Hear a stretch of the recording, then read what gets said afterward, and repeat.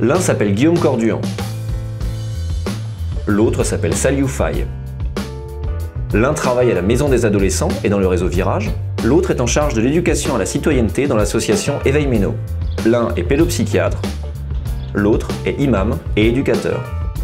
Saliou, selon toi, la radicalisation, c'est quoi? La radicalisation est définie un processus par lequel l'individu ou un groupe adopte une attitude ou une forme violente d'action liée directement à une idéologie extrémiste, à contenu politique, social ou religieuse, et qui conteste l'ordre établi sur le plan économique, social et culturel. Une fois qu'on a défini radicalisation, c'est comment on définit la violence? Je me dis que oui, il y a des violences qui contestent l'ordre établi de façon monstrueuse, de façon typiquement des actes terroristes, mais il y a des types de violences qui vont cibler des populations précises et qui rentrent bien dans cette définition de radicalisation.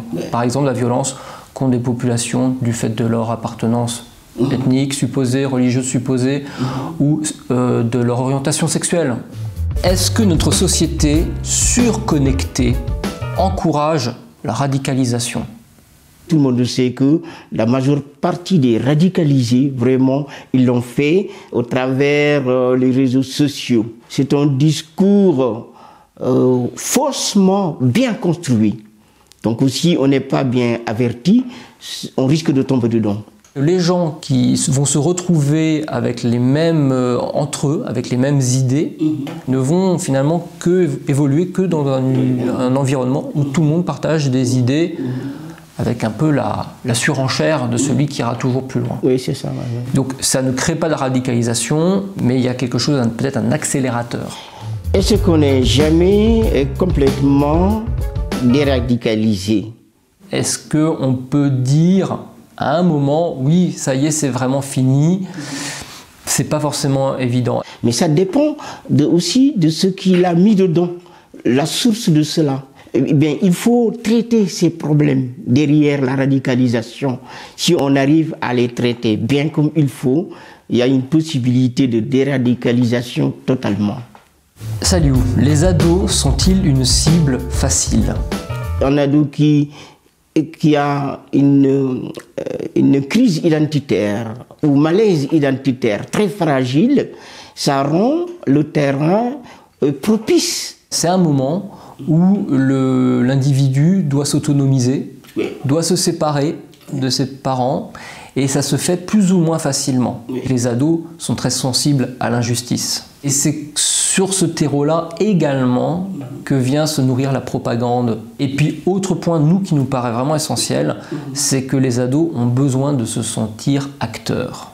Ne reste pas là sans rien faire, c'est un peu leur message, sois actif, mais sois actif de façon radicale. À partir de quand tu estimes que quelqu'un est radicalisé? À vrai dire, je ne réponds jamais à cette question, radicalisé ou pas radicalisé. Pour moi, c'est un leurre qui est presque dangereux. Parce que je dirais non aujourd'hui, mais qu'est-ce que j'en sais de comment les choses vont se passer la semaine prochaine? Comment ça se passe, une déradicalisation? Il faut construire un contre-discours, mais à la place de contre, je dis autre, l'autre discours.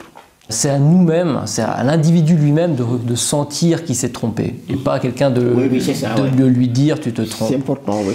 La radicalisation est aussi un moyen de résoudre des problèmes qu'ils ont eus personnellement dans le passé et qu'ils déplacent sur un autre sujet. Très tôt, valoriser le regard critique sur soi en pouvant valoriser justement les gens qui se remettent en doute, qui se remettent en cause, qui reconnaissent qu'ils se sont trompés, qu'ils ont eu tort. Ça peut être une petite action qui peut être menée. La chose n'est pas seulement les religieux et les religions, c'est pas ça du tout, mais c'est l'être humain. On a des valeurs à partager et on les trouve chez tout le monde. Il y a une citation de Martin Luther King que j'aime beaucoup. Nous avons appris comment voler dans les airs comme des oiseaux, à nager dans les océans comme des poissons. Mais malheureusement, nous n'avons pas encore appris comment marcher sur terre comme des frères.